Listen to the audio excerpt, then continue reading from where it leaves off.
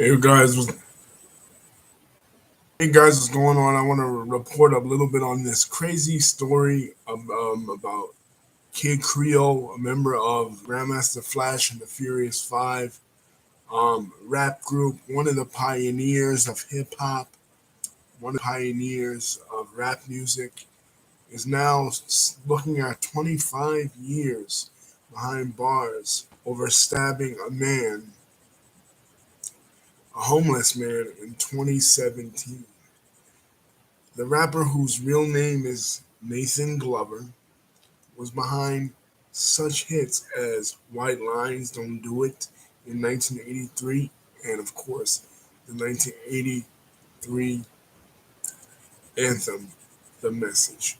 The Message was one of those songs that was seminal. It was a changing type of song. It was a song for the first time ever that was politically and socially conscious. Prior to that, even Mr. Glover's brother, Melly Mel, said the rap songs up until that point were all party songs. That's the atmosphere that rap arose out of. They arose out of these block parties the kids would go to, and DJs like DJ Cool Herc or DJ Grand Wizard Theodore or DJ Grandmaster Flash.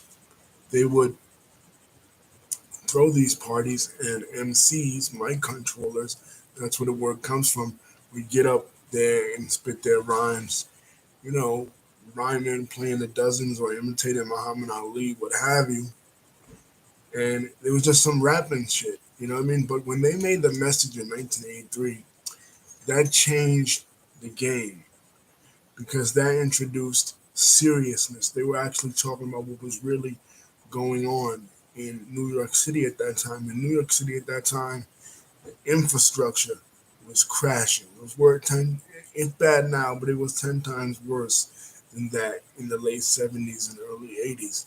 And that was another reason why hip hop emerged the way it did, because kids had to find new ways to educate themselves musically, because the government, in their stride to defund all the social programs through the social conservative revolution of the Ronald Reagans of the world, had taken money out of the school districts, and schools were no longer able to educate kids on classical musicianship, on how to play instruments. But so they didn't have that, but what they did have is their mother's record collection of old school soul records, old school Motown records, and all that. And they would take the samples, they would isolate the samples and isolate the breaks and create a whole new song. And that created a revolution, especially in the Bronx. But from the Bronx, it spread out to other boroughs. Because in the Bronx, you did have Africa Bambaataa and Grandmaster Flash and with Kid Wizard Theodore.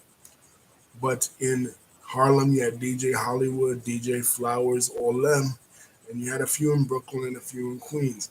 But by 1979, this fledgling R&B record lady discovers that at her nephew's birthday party that rap is the new thing among the people, and she signs up three unknown rappers at that time, one working in a pizza shop being Big Man Kank, to a record deal, and they release Rapper's Delight over the chic Good Times beat, and everybody loves it. But again, it's still a party song, so she's wanting to make her record label grow, and she then signs Grandmaster Flash and the Furious Five. Now, and they released the message again, a serious tone. Other music had gone into the serious direction. For example, Curtis Mayfield had released serious songs. Temptation had released serious songs. Music was completely political in the 60s and early 70s. But by the late 70s and 80s, especially when the disco revolution hit in like 77 and Studio 54 started to open up, music became a little bit more light. The Vietnam War was over. Woodstock was over. The politicization of music, largely the civil rights and black power movement, were largely over. because the Black Panthers had been infiltrated, and America was different, so it wasn't as political as it once was. But by 1983, it becomes political again because of the message, and because of that, you then in the latter 1980s, you see groups like Public Enemy. Start to see groups like NWA getting more political, bringing music back to the um, political consciousness, political and racial consciousness, in response to the ultra nationalism of Reagan's administration. But when the message came out, yeah, New York was really on a low ebb. And one of the presidents, Gerald Ford, in the 70s, in 1974, told New York to go to hell when the city had asked for federal aid. That's how bad it was. But as far as this case, the Kid Creole case, apparently he stabbed this man because the man um, went up to him and said, "What's up?" And Kid Creole thought that he was coming onto him, and Kid Creole stabbed him because of that.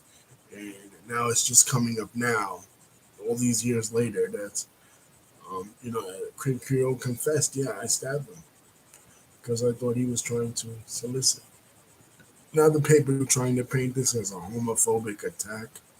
They're trying to say, "Oh, he is homophobic.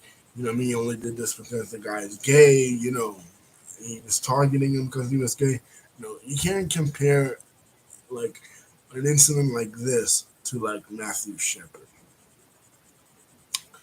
right? Because that's the temptation. People will say, "Oh, well, it's kind of like Matthew Shepard, the young man that um, was beaten to death in like 1997, 1998, and the anti-LGBT hate crime bill was created in his name." You can't compare it to that, and I'll tell you why. Because those guys were looking to hunt out somebody that was gay to try to kill them. This guy, Kid Creole, he just reacted on impulse. And he even says in an interview, he says, "I think it was a mistake. I wish I never met this gentleman." Right? And unfortunately, he did. And he'll be looking at a tremendous amount of time because of this. Now, there are some people saying, well, he didn't do it. That the man already had mental problems. The man's medical records and mental records are indicative that he didn't die from the stab wound, that he would have died from some kind of other internal bleeding because he was already sick. So it's unjust to lock Kid Creole behind bars because of this. You know,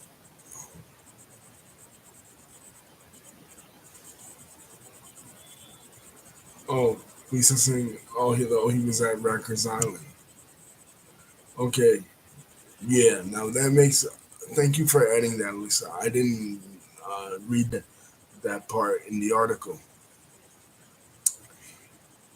He was at Rikers Island, so of course, in the tense situation that is Rikers Island in jail, you would assume that a man comes up to you that he is propositioning you for sex.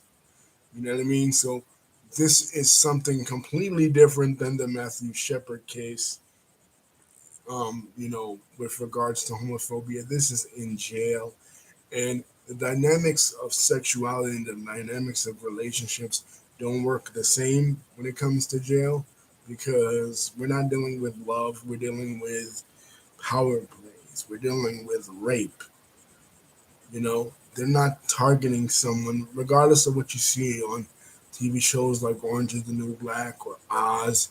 You know, people don't target other people for love affairs in jail because they like them or because they love them. They target them in jail because they want to take advantage of them. They want to assert their power over them. It's all about a power game. Oh, okay. Lisa is good. Thank you, Lisa, for correcting me on all this. But if it wasn't in Rikers Island, of course, it'd be completely justified. You know what I mean? Because you know, you don't want to be made a punk out of, But Lisa is saying that no, they put him in Rikers Island after the killing. Okay, that's different because I think didn't the guy have mental problems? Didn't wasn't he not all there? He had some kind of issues. I know he was homeless, right? He had some kind of issues to begin with. I mean, yeah, Kid Creole overreacted, sure, but his impulse, being that he is who he is, impulse, and grew up how he grew up, his impulse told him this is how you're supposed to react. And he made a mistake. He admitted that. But of course, the law is not going to look at that. You know what I mean? They're going to throw the dang on book at him because why? He's somebody big, and the judge going to think, oh, you're a big guy. You know what I mean? You're not trying to come here like a big shot, famous rapper, right? He wasn't even working as a rapper at that time. He was doing security. So,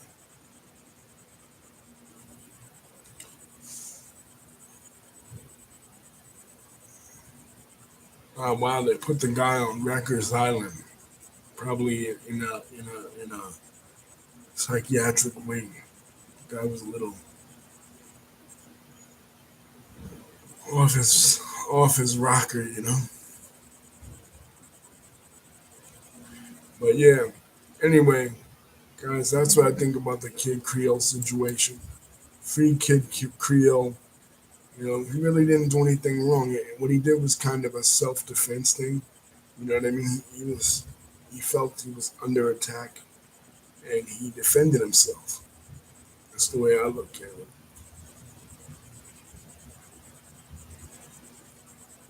They put him in.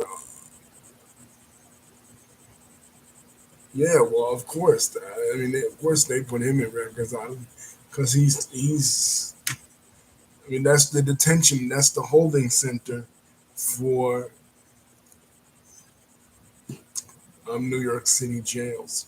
When you go to jail in New York City, and as you await your trial, that's where you'll be placed. But it's wild out there. You know what I mean? So, Kid Creole has to watch his back because everybody's gonna try to test him now that he's convicted of this, right? They're gonna try to 20 or 25 years. They're gonna try to test him. He'll be in some kind of protection once he's moved to like a regular upstate jail, one of the bigger jails upstate. On the island, everybody's gonna try to wild out him. He got different types of gangs going against him, Bloods, all that shit. You know what I mean? People trying to make a name for themselves, trying to kill him. It's like um, that guy that recently did an interview with Blue Boy that was guilty of killing Larry Davis, right? The guy goes up to Larry Davis, despite the fact that Larry Davis was in a wheelchair and he was already incapacitated. He goes up to Larry Davis, kills him, and all of a sudden, this guy, like 35 years in jail, he's a hero for just killing Larry Davis, especially by the cops and the mayor and stuff. So somebody is gonna try to test. Hopefully, they don't succeed. Kid Creole, because of his age and because of his fame and status, they're gonna try to go up to him and test him, right? Because that's what they do in jail. Oh, you a famous motherfucker? You think you all that? Boom, and run up to him and stab you, or one of the guy's family members, or one of his friends, or whatever. Oh, you think you're somebody? Want to stab people, and they'll walk up to him and stab him too. Try to stab Kid Creole. That shit happens. That's why they got to be extra PC'd up when they go to, when a celebrity goes to jail like Tupac and stuff. Because why? Everybody, I mean, who regular prisoner want to make a name for themselves, walking up to a famous prisoner, stabbing him, that famous prisoner. Oh, really?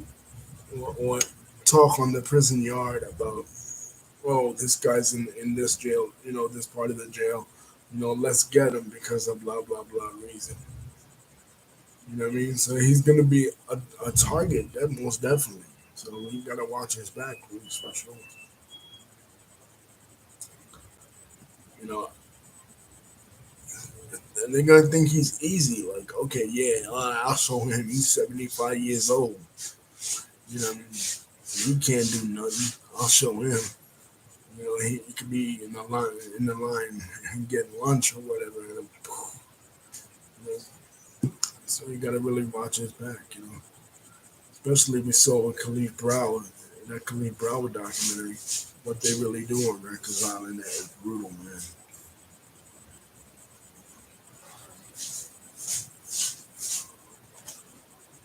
Brutal, brutal. But you know, at least Kid Creole shows remorse to this man. You know, he wish he hadn't done it. It was an impulsive act, and if he could turn back the hands of time, the man wouldn't be dead. Anyway, rest in peace to this man. Um, and I feel like Kid Creole didn't do anything wrong, man. Free Kid Creole. You know, justice for him. Yeah, he killed somebody, but you know, can you honestly say if put in that same situation, you wouldn't have reacted the same way, coming from the place he came from, coming from the mentality he came from, knowing what he knew, you know, seeing probably what he saw. You know, no excuse for doing what he did. I'm not saying that anybody should kill anybody, you know, just for hitting on them, right? But I am saying that it, you know, you can explain it if you dig into his mentality, not just take the whole homophobic straight thing out of it. Just unwanted advances every day that people face, even women. And if they had a weapon on them and they wanted to stab the dude because of those unwanted advances, they probably would. You know, you know what I'm saying? Just out of impulse. So I think Kid Creole acted impulsively, and he wasn't thinking. Anyway, thank you, Lisa, for contributing. Hit the bell button to see my next video is coming out. Love you guys. And I feel sorry for Kid Creole and his family having to lose 25 years of his life now. Then he's 75 years old. He might not even make it past 25. And the message is a hell of a song and it still inspires people today. And the remake that Nas made on it was written on still inspires me today. Peace.